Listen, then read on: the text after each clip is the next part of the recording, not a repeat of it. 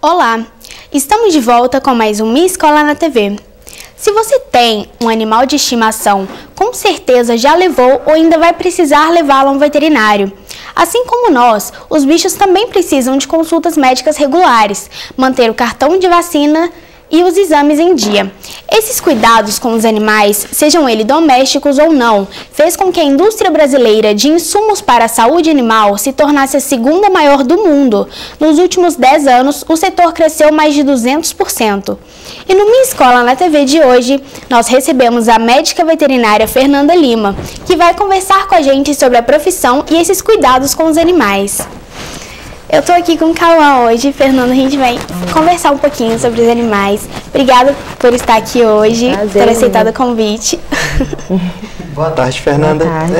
Você pode contar um pouquinho para nós como surgiu seu gosto pela medicina veterinária?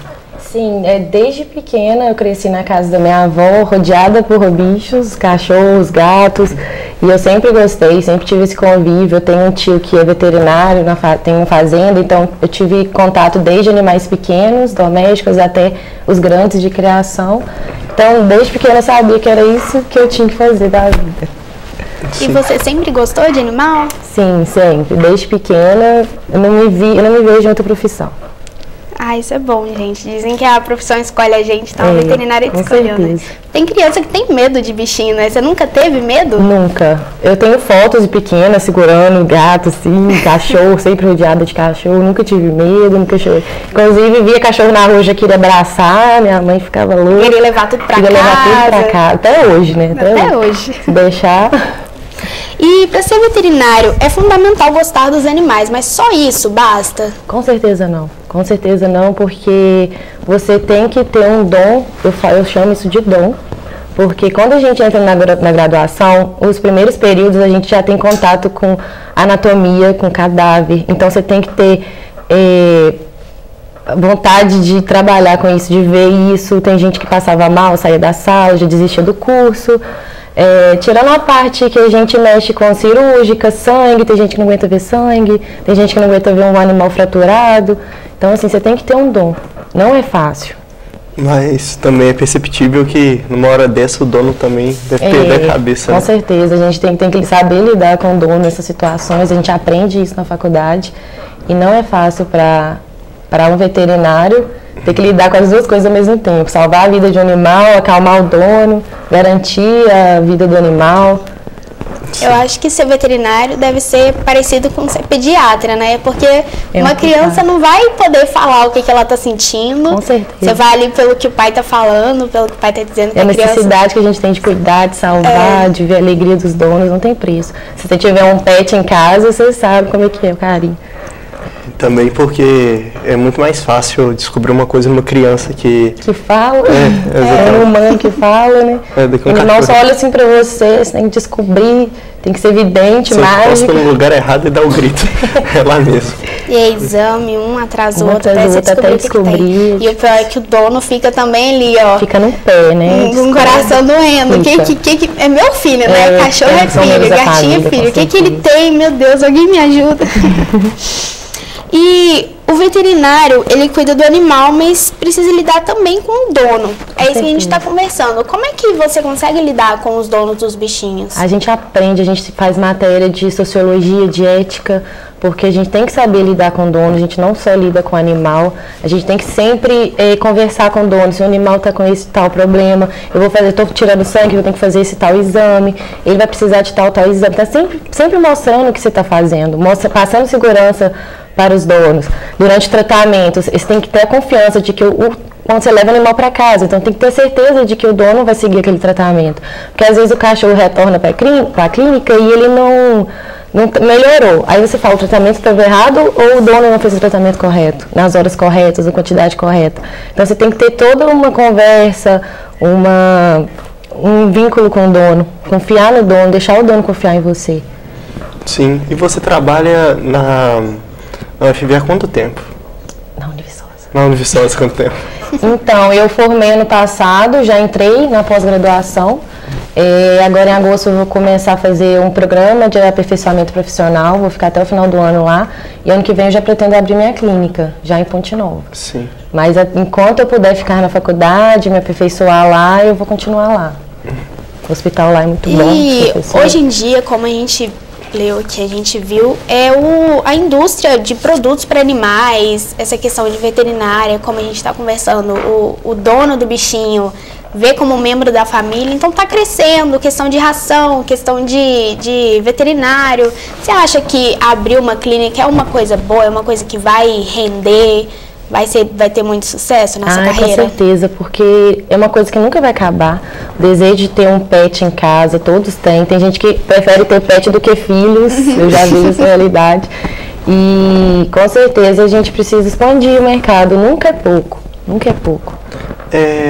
Ao seu ver, quando você for abrir sua clínica veterinária, você vai acolher cachorros de ruas ou Então, em Ponte Nova existe o canil municipal. Sim. Ele não é muito investido, a gente tem clínicas que fazem parceria com o canil, mas a gente precisa de um apoio da prefeitura, e eu falei que um dos meus desejos, assim que voltar a morar aqui, abrir minha clínica, é investir no canil.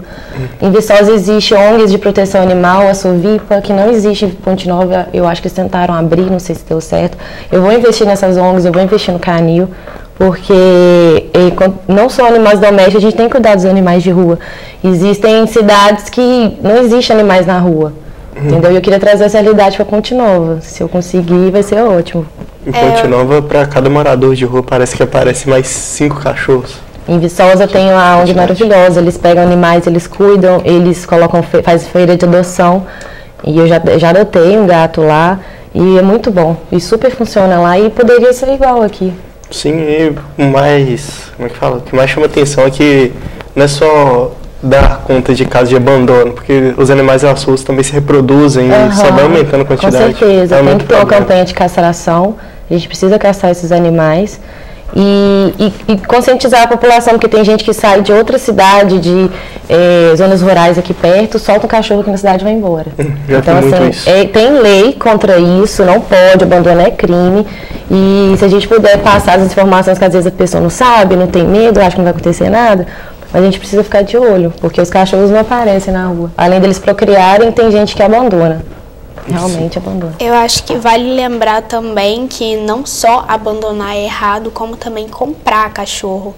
Que isso alimenta uma indústria de produção, reprodução de animal que, nossa, eu já vi vídeos de pessoas entrando em lugares que eles criam uns bichinhos para vender e, tipo, a pessoa tira lá 1 salário, 2 salários para comprar um cachorro só para ter raça, entendeu? Eles fazem isso de emprego.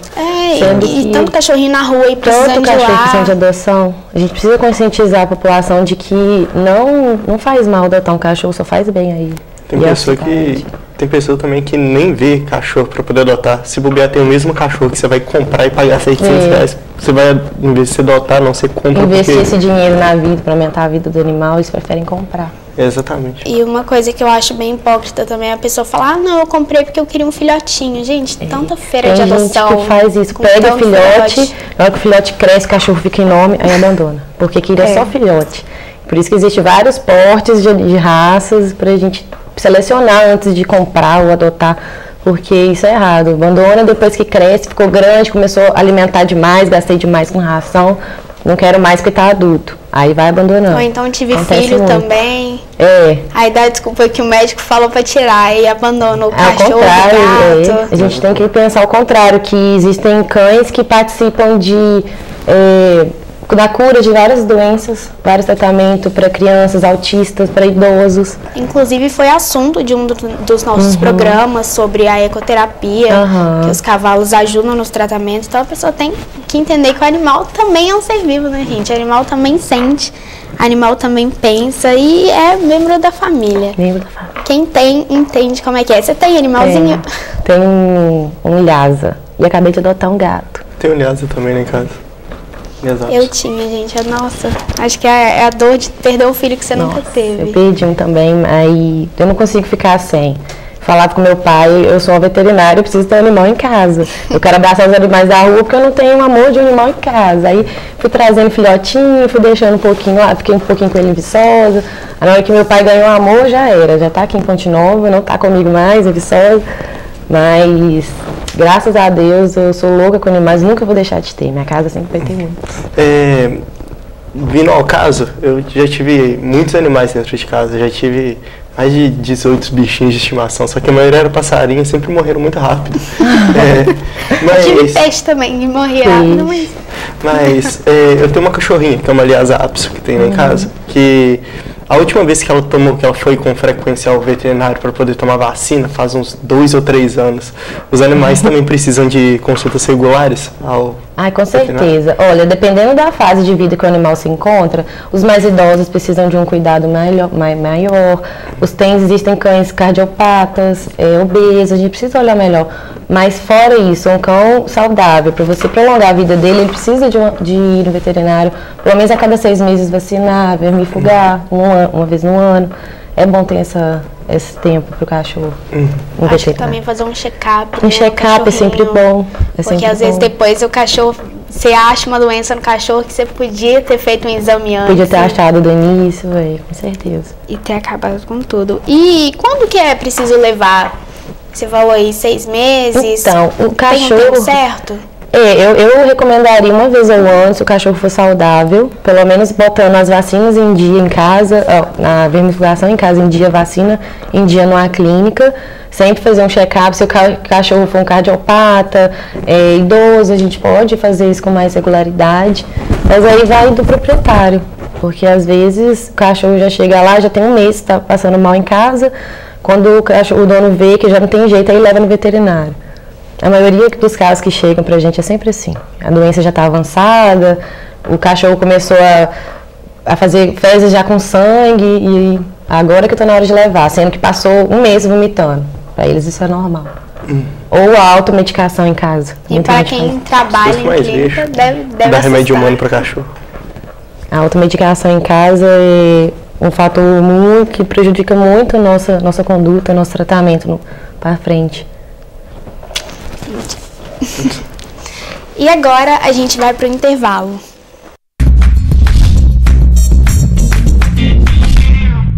Voltamos com Minha Escola na TV.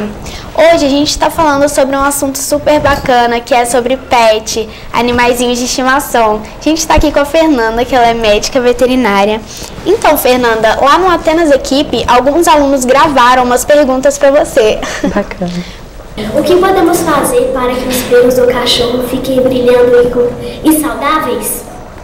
Então, sabemos que há vacinas que devem ser aplicadas uma vez por ano. E se aplicarmos 2 vezes a mesma vacina em um ano? Além de ração, podemos dar outros tipos de comidas para os pets? Então, respondendo a primeira pergunta, a gente recomenda para um pelo brilhante, bonito, inclusive a gente vê se o animal está saudável pelo pelo, iniciando pelo pelo. A alimentação é imprescindível. Quando você vê que o pelo está fosco, que não está com brilho, você pode mudar a alimentação. Em primeiro lugar, a ração.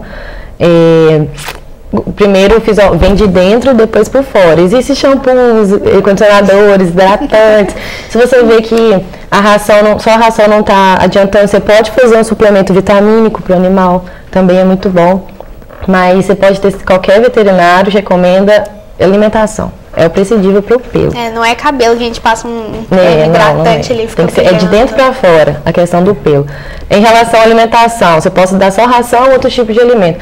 Existem ração para todos os tipos de animais. Existe para pequeno porte, para grande porte, para idoso, existe para filhote, existe para aqueles portadores de doenças renais, os cardiopatas, os obesos, os lights. Então, assim, existem inúmeras opções para você adaptar o seu cãozinho. Mas a gente não deixa de dar comida, petisco. A gente sempre pergunta pro proprietário, você dá sua ração? Dou, mas você sabe que não. Claro que não. E a gente fala a verdade, ela dá um pãozinho de manhã. Então, assim, dependendo de como o animal se encontra, a gente pede para cortar animais obesos. Vamos cortar a alimentação, vamos dar ração diet ou de obesos. Mas cães portadores de gastrite, às vezes a gastrite se instala ali, a gente tem que mudar a alimentação. Aí a gente dá uma alimentação mais leve, que a gente corta a ração porque é um alimento pesado, muita proteína, gordura, então assim, demora a digerir. Quando o animal tem gastrite, a gente entra com uma alimentação leve à base de frango desfiado, arroz, tudo sem tempero. A dieta caseira, não é? A dieta caseira, pelo menos uma semana aí, com os remédios adequados. Mas no dia a dia eu só recomendo a ração. Eu sei que nunca é assim, mas se você dá mais ração do que comida já tá bom. E a pergunta sobre a vacinação, quando você perde seu cartão de vacina, ou quando você não lembra se sua vacina está em dia, a gente recomenda que você faça uma nova vacinação.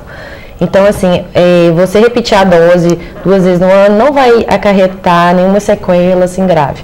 Mas a gente tem que monitorar o animal depois de qualquer vacinação. E a partir da primeira dose ele já vai estar imunizado, então a segunda não faria tanto efeito. Mas uma monitoração após essa segunda dose também seria adequada. Uma coisa que me chamou a atenção foi dar outros tipos de alimento. Que minha mãe, sempre quando eu tô comendo, vê a carinha da cachorra pedindo comida, acaba jogando alguma coisa. Sempre, a gente não resiste. Existe aqueles patês, aqueles petiscos que você compra no pet. Sim. Então, você vai adestrando ele, vai dando petisco, sempre acontece. Mas se você dá mais ração do que o resto, já tá bom. Sim, mas a minha cachorrinha, a única coisa que fez nesse último tempo foi engordar, mas isso poderia trazer um grande risco para a saúde dela? Então, existe, dependendo do tamanho, da raça, existe uma tabela de peso ideal. A cachorra vai ficando idosa, o metabolismo vai diminuindo, então a tendência dela é engordar. E quando chega nessa fase, você já começa a diminuir os petiscos, a frequência da alimentação, porque pode sim, cachorros obesos pode acarretar várias consequências por conta disso. Então tem que ter cuidado.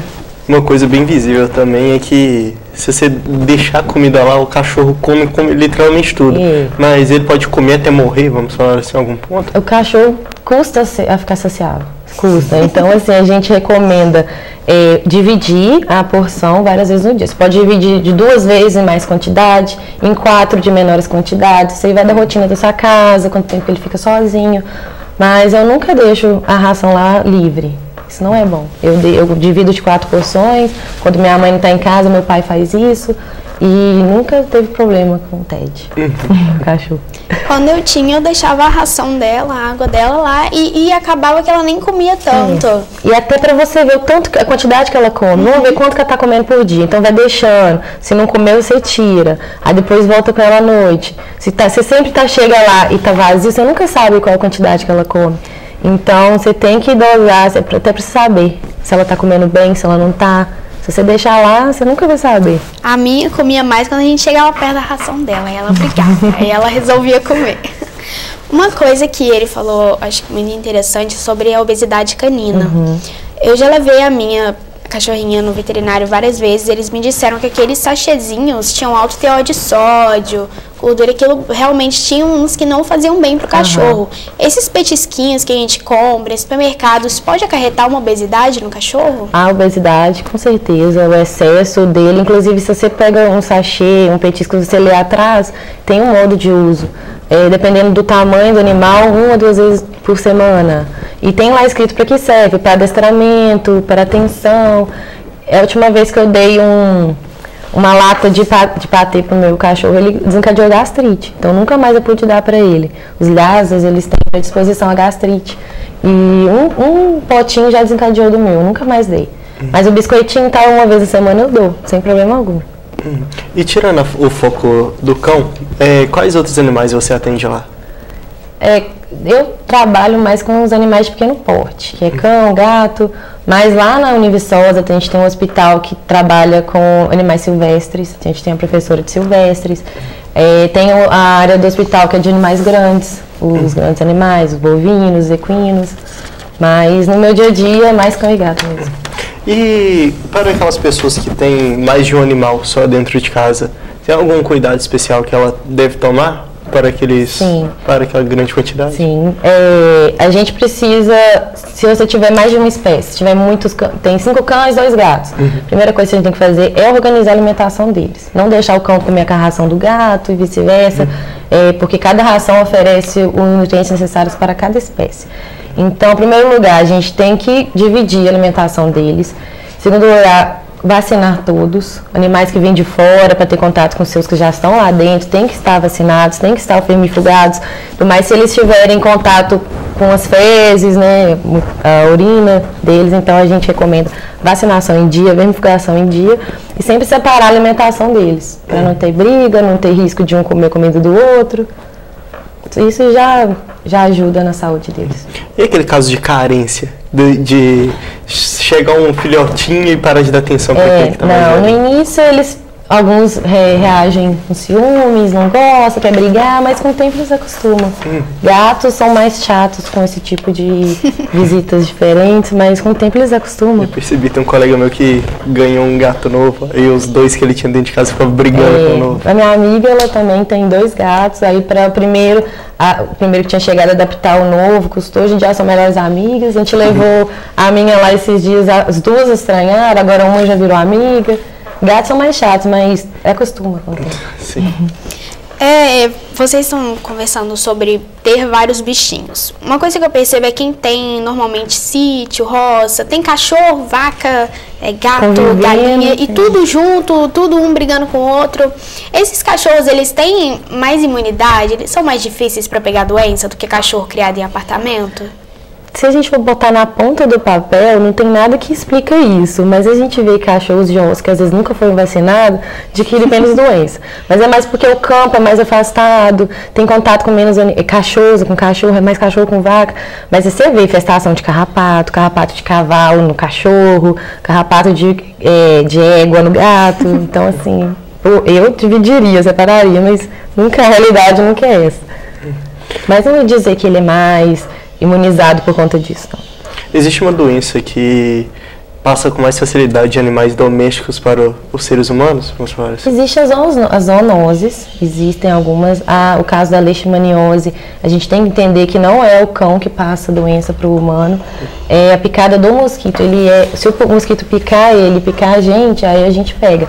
Porque tem gente matando macaco por aí, falando que macaco tá passando doença pra gente, não é assim. Já vi de pássaro falando que era por causa da gripe aviária. Não, é a ignorância do ser humano que consiste em culpar os animais, mas existe sim doenças que passam, a raiva, por exemplo. Então, assim, temos que manter os animais vacinados. Mas é um animal doméstico, vai conviver com você, pra gente evitar riscos. Sim, mas no caso, igual, eu já tive muito passarinho, calopsita, vagapornis. Sempre quando eu pegava ele em mão, ficava brincando com ele, minha mãe falava, não chegue ele muito perto do rosto, porque tem perigo de... Isso é lenda urbana, mãe. Eu morria de medo.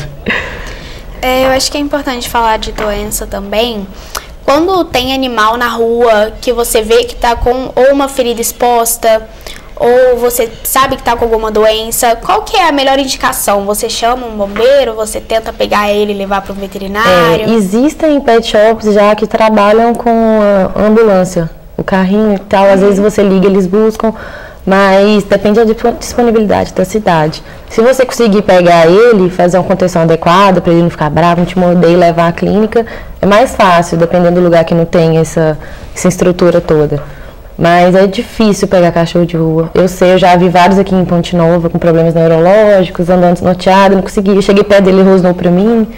Entendeu? Nessas horas eu pegaria uma focinheira, tentaria correr atrás, mas eu tava na rua andando assim, então nunca mais eu vi o cão. Teria algum lugar de fácil acesso para quando encontrar um animal debilitado poder levar ele? Ou tem que pagar pelo caso? Você paga. Por isso que o pessoal olha assim e fala, eu não vou pagar. Mas tem que pagar a consulta. Então, a maioria das vezes eles não resgatam, eles deixam lá. Por isso que eu falo tanto da importância de ter uma ONG protetora. Porque aí você liga para a ONG vai lá e busca. Aí fazem toda aquela vaquinha para ajudar no tratamento. Sim. Então, em Viçosa isso funciona bem. Continua ainda não é realidade. Também é importante usar os meios de comunicação que você tem ali em mãos, né? Postar uma foto, tentar ligar para alguém. Também funciona as redes sociais, tem muita influência hoje em dia. Se quiser pedir ajuda, divulgar lá para pedir vaquinha, você pode fazer por conta própria. Entendeu? Mas uma ONG nessas horas seria muito boa. Você falou que lá em Viçosa tem ONG, aqui em Ponte Nova não tem? Eu acho que eles criaram uma recentemente, mas não deu muito certo, não tinha muita gente querendo. mas é falta de divulgação também, porque eu não moro aqui, eu estou estudando Viçosa ainda, mas eu não ouvi falar dela, só pela boca das pessoas.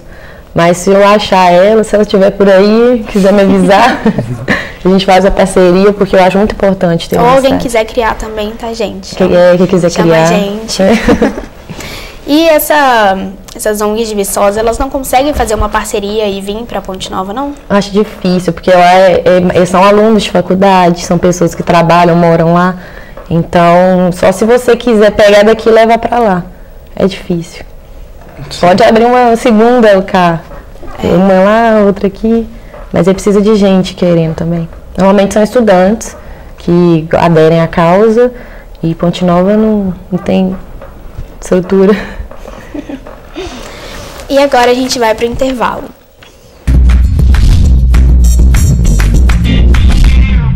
Voltamos com Minha Escola na TV.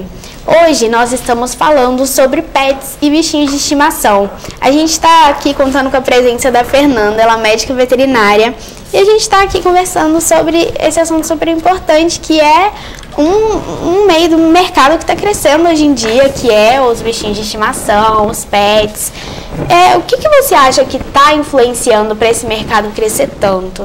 É igual eu te falei, os animais hoje em dia, os pets, são vistos como membros da família. Então, todo mundo vai querer ter um bichinho em casa. Às vezes eu vou ficar com o filhinho, não quero ter filho, quero ter vários animais. E desiste. Já vi vários casos assim. Então, eu acho que é um mercado que vai sempre crescer. Sim. E o que você acha, vamos falar assim, é a mesma pergunta, só que um pouco modificada, sobre essas doenças que os animais estão tendo. Você acha que é algum fator igual? Uma criança, a gente sempre cita esse exemplo, uma criança que você fala não com ela, mas no final acaba dando alguma coisa, tipo doenças cardiovasculares ou coisas do tipo, problemas com o coração ou mais ligados à gordura. Você acha que tem alguma coisa a ver com esse não, de acabar falando não e no final dando a coisa pro cachorrinho, não conseguindo falar não? Isso sempre acontece. Quando chega cachorros obesos, a gente tenta explicar que o problema é na alimentação. Aí a gente fala, eu não consigo, porque fica olhando, aí eu fico querendo. Mas a gente tem que ter a consciência de que isso está fazendo mal. Às vezes o cachorro já está obeso, já está com problema no fígado, já está com problema de pressão alta, problema cardiovascular, e a gente tem que ter essa relação com o dono, porque é os donos, vai depender deles o tratamento. Teria algum tipo de alimentação humana que um cachorro poderia ter, mas sem adquirir esses problemas? Igual eu te falei, quando o animal está com gastrite, a gente passa a alimentação do arroz, o franguinho desfiado, mas depende do problema que ele tiver. E normalmente? Normalmente eu não recomendo alimentação humana. Sempre tem tempero demais, tem sal demais, faz mal pro animal, não é igual pra gente. Sim. E visto como você pode deduzir uma solução para os problemas das ONGs, para os defensores dos animais? Investimento. Tem que ter uma prefeitura, uma cidade para poder fazer esse investimento. Tem que ter pessoas apoiando, vários alunos de uma universidade, por exemplo, com apoio da prefeitura, senão não vai para frente. Divulgação. Você acha que nem com trabalho voluntário isso poderia melhorar? Vamos falar assim. Poderia, já seria um avanço. Não tem uma ONG na cidade, mas tem uma veterinária que está querendo fazer uma castração solidária, trabalho voluntário, já ajuda bastante. E a gente está aqui conversando sobre alimentação. A medicina veterinária, ela é muito ampla. Tem várias atuações, igual tem na medicina normal, tipo, eu sou cardiologista, dermatologista. Sim. Existe especialista para cada área. Quais são? Você pode citar algumas áreas? Existem um especialista em nefro, o neuro, cardio, dermato. E é sempre bom você ter uma especialidade, porque é muito ampla. Se é um clínico geral, às vezes falta alguma coisa, pede uma especialização. Então, se você gosta de uma área, pode investir nela, faz curso, investe, porque aí você ganha nome. Tipo, eu tenho um cachorro que está cardiopata. Eu tenho um especialista aqui na cidade, na clínica tal, a pessoa confia na hora. Então, é ampla, é igual a medicina humana e vale muito a pena investir. Você acha que quando a pessoa ela investe em uma só área de atuação na medicina veterinária, ela acaba sendo reconhecida mais do que um veterinário que faz um geral ali? Tem gente que sai daqui para ir em Belo Horizonte consultar com especialista de cardiologia. Eu confiaria o animal meu com especialista de Belo Horizonte. Cara, a pessoa que estudou para aquilo, se formou, consolidou naquilo, faz falta e vale muito a pena. E hoje tem médicos veterinários que são especializados. O que você acha disso? Por que você acha que eles estão se especializando numa área? Que eles formam e depois de um tempo vai lá e fala, não, quero ficar só numa área. Porque o mercado está crescendo, o mercado pede isso, os proprietários sentem falta disso. E vale a pena, você gosta daquela área, quer investir naquela área, vale a pena. Você cria um nome, você cria seus clientes, você cria um ambiente com segurança, todo mundo vai confiar em você, você é especialista. Então vale a pena, está crescendo por conta da demanda do mercado, os animais pet estão crescendo também. Isso acaba dificultando algum plano seu que você tem para poder seguir? Não, eu ainda não decidi a área que eu queria seguir. Eu saí da faculdade, já entrei numa pós-graduação, eu gosto muito de cardiologia, se for até o final da minha pós, se for meu desejo, eu vou investir nessa área, mas não interfere em nada, não. Sim. Você já pegou algum caso de doença terminal de algum animal? Já, quando eu estava na graduação, eu já fiz estágio, assim, primeiro estágio da vida eu já tive que fazer uma eutanásia, um animal com parvo. É difícil você dar essa opção, existem leis, o cachorro está doente, o proprietário não tem condição de tratar, é uma doença tratável, ele não quer tratar, aí ele fala, por que não eutanasia, você não faz eutanásia, não? Aí tem que explicar, não, eu não trabalho assim, se você quiser você leva em outro lugar, outra pessoa fazer, mas quando é de necessidade, o animal não tem qualidade de vida, não tem mais o que fazer, ele está sofrendo, aí você dá a opção, entendeu? O dono aceita se quiser. Mas é triste, eu já peguei vários de doença terminal. A gente tem que ter um cuidado na hora de dar notícia, na hora de dar opção, de conversar. É triste, mas tem que ser forte nessa hora. É igual a pergunta do primeiro bloco. Tem que saber lidar tanto com o animal quanto o dono. A gente sofre junto com eles, inclusive. E você está falando aí sobre a eutanásia, eu acho que é um assunto super importante, porque às vezes o dono não entende que tem que sacrificar o cachorrinho, entendeu? Aí, porque eu já ouvi falar que quando o veterinário forma, ele faz um juramento, não posso deixar nunca, jamais um cachorro sofrer na minha frente, um animal sofrer na minha frente. Tem que dar essa opção pro dono. Como é que é conversar com o dono e falar que não tem mais? Nossa, é difícil demais. Eu tô vendo seu olhinho cheio d'água. Eu vi seu cachorrinho, mas é difícil demais. Esses dias teve um caso lá na faculdade que a gente teve que dar notícia e o dono abriu a boca para chorar. Teve gente que não aguenta sair da sala. A gente tem que saber lidar, saber dar notícia, explicar o que aconteceu, por que o cachorro está precisando estar. Mas é um desejo do proprietário. Se ele fala, não quero. Quero que ele passe os últimos dias de vida comigo, tendo cuidado, alimentado, porque já teve casos de uma senhora que tinha um canil de gatos e a maioria dos gatos tinha FeLV, que é uma doença que não tem cura, uma leucemia felina. E quando a doença está avançada, o gato perde todos os sentidos, vai definhando até a morte. E a gente deu a opção para ela, ela falou, não, os meus gatos vão morrer quando Deus quiser, tem toda uma superstição religiosa também, a gente tem que respeitar, vai morrer na minha casa, sob os meus cuidados, comendo bem, alimentando bem, entendeu? A gente não interfere na decisão deles, a gente dá a opção quando tem que ser dada. Quando a pessoa chega aqui, eu quero eutanasiar, não é assim. Mas também dá para poder entender um pouco pelo lado dessas pessoas querem passar pelo menos mais um tempo com a criaturinha que tanto gosta do que ter que abrir mão dela. Eu nunca passei por isso com um animal meu e eu não sei o que seria a minha reação. Se eu soubesse, eu estudei, eu sei o que seria melhor para ele, eu sei que ele não ia ter qualidade de vida, que ele tá sofrendo, mas eu não sei como, eu nunca parei para pensar como eu ia lidar. Então eu tento ajudar o próximo, mas eu nunca tive no lugar dele, então eu não sei o tamanho da dor. Sim. Já pegou algum tipo de caso que o animal teve que ficar internado pelo menos meio que vegetando? Já. Bastante tempo. Porque a gente tenta de tudo. A gente tenta até o último minuto. A gente nunca olha e fala, porque essa doença é tal, vai ter que acontecer isso. Não é. Tem que tentar até o último minuto, até falar, não dá mais. Entendeu? Só assim. Cada um trabalha de um jeito, mas eu aprendi assim na minha faculdade, com meus professores, e eu sigo essa regra. Uma coisa horrorosa que eu vi que aconteceu até comigo não, com um passarinho que eu tinha, um agapornis, que a gente ele praticamente ficava solto dentro de casa. Ele ficava voando de um lado pro outro, e nunca foi de fugir nem nada. Aí a gente acabou deixando ele livre mesmo. Aí ele sempre vinha, pousava perto do prato e ficava lá olhando pra cara da gente. Aí a gente pegava um carocinho de feijão e dava pra ele comer. Aí depois de um tempo que a gente viu que isso estava fazendo mal pra ele, que ele tava começando a, não é salivar, borbulhar muito pela boca, a gente parou de dar, trancamos ele dentro da gaiola e o passarinho praticamente virou canibal, comeu a própria pata, começou a roer a própria asa. A gente colocou até aquelas coleirinhas de cachorro, só que pequenininho. A gente levou eu não lembro se foi pra Viçosa, algum lugar do tipo. Meu padrasto pegou ele e levou ele. Só que ele acabou morrendo lá no meio da viagem e ficou por lá. Existem os tipos de canibalismo por estresse, por fome. Essa última greve que teve dos caminhoneiros, você viu as reportagens das granjas que as aves ficavam com tanta fome e começavam como uma comer a outra. Aí tinha o lado do canibalismo por sobrevivência. Existe o canibalismo, o cão começa a comer a própria pata ou o próprio rabo por estresse, problemas psicológicos.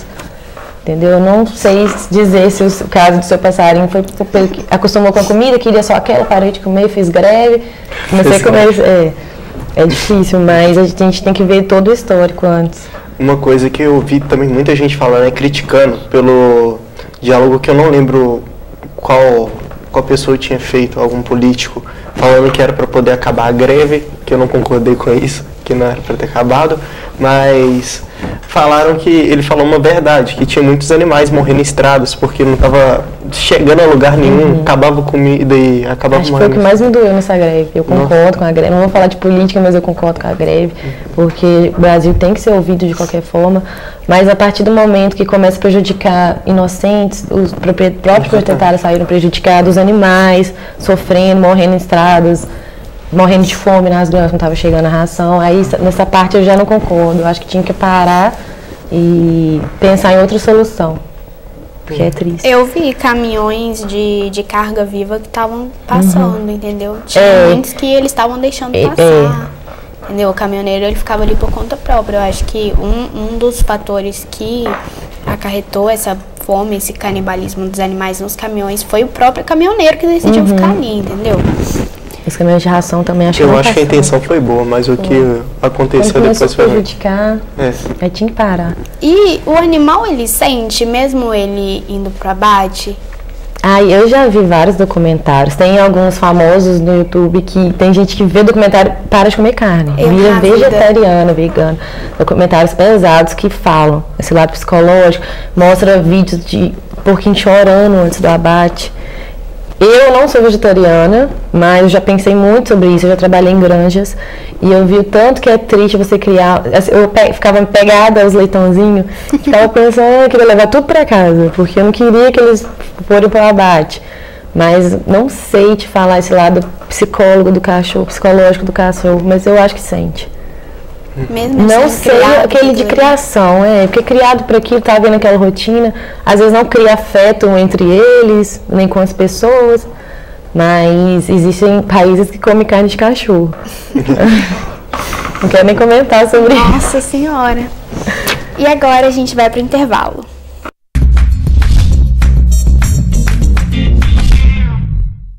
Voltamos com Minha Escola na TV. Hoje nós contamos com a presença da Fernanda, ela é médica veterinária e a gente está falando sobre bichinhos de estimação. Então, Fernanda, qual a dica que você dá para quem quer seguir essa carreira de médico veterinário? Então, se você, igual eu, desde pequena estou acostumada, é isso que eu quero, eu amo, a gente tem que investir, a gente tem que pensar numa boa faculdade, a gente tem que estudar muito, a gente tem que botar na balança se você tem condições de aguentar sangue, fraturas, porque existe gente que tenta, que chega na faculdade, primeiro período já desiste. Então, assim, a minha dica é ver se é isso mesmo que você quer, se você tem o dom, se você tem a coragem e estudar muito, porque não é um curso fácil. e se dedicar, fazer especializações, correr atrás, porque o mercado pede isso para você e você não pode ser um qualquer no mercado, você tem que se destacar. E falando sobre maltratos com animais, na abatedouros, principalmente, que sempre se vê isso, tem criaturas que são criadas para serem abatidas e nunca viram nem a luz do dia, sabe? Você já viu algum caso igual esse, como confecção de salsicha, de bens alimentares, salsicha, gelatina?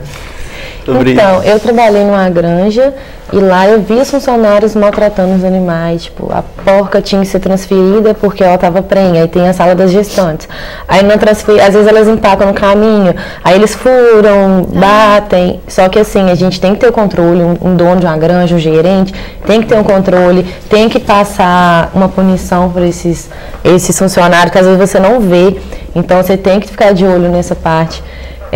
A questão da salsicharia são restos reaproveitados. O animal já ia ser abatido, aí sobrou ali restos, aí a gente manda para a salsicharia, aí pega as articulações, faz a gelatina. Então, assim, o animal não foi criado para virar salsicha. Foi o que sobrou dele, virou salsicha. Sim, isso é até bom que não há 100% aproveitado, sim. Não matou à toa. Sim, mas e falando sobre a higiene, tanto dos animais que estão nesses abatedouros, quanto do que a gente come, vamos falar assim? A gente precisa ter, existem inspetores, normalmente é uma área da veterinária de inspeção de carne, a gente tem que ter o controle disso porque existe passa despercebido. Muita granja fazendo coisa errada, não fazendo a higienização adequada, existe muito. A gente precisa investir em fiscalização. Eles descobrem aí açougueiros ilegais, clandestinos, porque está pendurando carne, deixando ao ar livre, apodrecendo. Precisa de muita inspeção nisso. Igual já foi até comentado que eles misturam compostos químicos na carne para poder durar mais. Existem indústrias que conseguem detectar qualquer alteração. A lei, tanto a questão do leite quanto da carne existe. Que a gente estudou com o Lucas foi sobre leite, que falaram que coloca formol, soda cáustica, formol. Às vezes o soda é porque você limpou o lugar que a gente limpa com soda, detergente adequado, e não lavou direito. Aí joga o leite lá e fica com os resíduos. Mas tem gente que para adulterar coloca mais água, coloca formol para conservar, não estragar rápido. Sim. Isso é crime, isso tem que ter uma fiscalização adequada, eles têm que ter consciência que isso faz mal à saúde. E eu não sei porque ainda é muito difícil falar sobre essas coisas, mas vira e mexe você vê na TV que pegaram, que fraudaram e é muito errado. Mas isso é bom para as pessoas verem que veterinário não trabalha só com bichinho, o veterinário também é para a saúde humana, existe a área de inspeção sanitária também, existe, o veterinário pode seguir essa área, inspeção de leite, carne, uma área muito ampla veterinária. E a gente está aqui falando de maltrato na hora do abate, vai lembrar que isso não acontece só na hora do abate, acontece na hora da farra também, ali no rodeio que você está indo, na tourada que você acha super bacana. Existe até um limite, umas regras em qualquer rodeio, existem veterinários que ficam de olho, fiscal que ficam de olho, porque tem uma regra de até como pode fazer isso com o animal, até quanto pode derrubar um touro, machucar ele. Eu tenho pavor de rodeio, mas eu tenho pavor, não gosto nem de ver. Uma coisa que a gente tinha até comentado antes foi a questão de regional, igual. Tinha comentado que existem lugares que comem certo tipo de carne, igual cachorro especializado. Mas para outras culturas a gente também faz um pecado, que é comer carne de vaca, que na Índia não pode, de jeito nenhum. Eu acho que é Japão ou China, algum dos dois lugares que comem carne de cachorro, mas... Na China. Mas na Índia isso, não pode comer vaca. Exatamente. Foi feito até um estudo, não é todo mundo lá que come carne de cachorro, é um pedaço da população. E não é só cachorro não, eu vi uma reportagem uma vez deles comendo barata, escorpião. Isso é Tailândia. Escorpião, na Tailândia. E eu ouvi dizer que eles proibiram na China de comer carne de cachorro. Sim, mas eu não concordo com isso, porque pra gente pode ser uma coisa horrenda, mas pra eles é um costume, uma iguaria. É igual chegarem aqui, baterem na porta de casa e falar: quem tá comendo carne de porco joga tudo fora e quem comer vai ser preso. Isso pra eles é um absurdo, tá ferindo o direito deles, sabe? E será que tem cachorro lá na rua? Será? Eu acho que eles criam como canil, criam como vaca. A gente cria aqui, eles criam canil. Mas cachorro tão pequenininho, nem deve ter carne, Não dá pra entender. Nossa, eles vendem uma dorzinha no coração triste. na hora que você vê. Aí a gente respeita a cultura. Eu, se eu fosse lá, eu não comeria, eu não arriscaria, nem por curiosidade, comer uma barata, um escorpião, não arriscaria. Mas é cultura, a gente tem que respeitar. Tem muitas coisas que nós dois, no caso de as duas culturas entram em conflitos, né? Aí não tem nem muito o que dizer pra não acabar interferindo na vida social dessas pessoas. Mas se a gente ficar sabendo de como é produzido todo tipo de carne que você come, A gente também não- a gente vai parar de comer, cara. Igual os documentários que você acha no YouTube, você desiste de comer carne na hora. Não, Eu nunca vi, sempre mas assim. eu tenho amigas que são vegetarianas por conta desses vídeos. E se você for pensar nisso, uma coisa que nunca vai acabar é a alimentação. Os carnívoros, né? Ninguém vai deixar de comer carne. Sempre vai ter um ou outro que vai querer. Mas o mais importante é não sobrepor nada a outra pessoa. Pelo fato de eu conhecer pessoas que são vegetarianas que praticamente brigavam Briga com a gente. precisava ser. Mas você tá comendo carne, você tem que comer tofu. Tem que ter respeito. E mesmo ao contrário, que tem muita gente que fala: vai morrer de fome então, vai comer um alface. Tem que comer vaca. salada. O objetivo até que é bom. Tipo, o intuito é bom, mesmo não funcionando tão bem, é bom. Verdade. Uma coisa que minha mãe sempre fala: o intuito de quem não come carne é maravilhoso. Você sabe, deixar de matar um bichinho. É difícil, muita gente fala que no início é muito difícil, depois vai acostumando. Eu não sei se eu conseguiria. Mas tem gente que fala que depois sente até nojo de carne. Sente nojo. Exatamente. É costume mesmo. Então, Fernanda, eu queria agradecer você por esse papo de hoje. Eu acho que é super importante a gente reforçar que animalzinho também é gente. Sim. Pode não falar, mas tem sentimento. Mas sente. E obrigada por estar aqui hoje. Obrigada a vocês, gente, Obrigado. pela oportunidade. E obrigada também a Viviane, da Laiclap. Todos os acessórios que eu uso aqui são de lá. E espero que vocês tenham gostado desse programa. Semana que vem tem mais. Um beijo e até lá.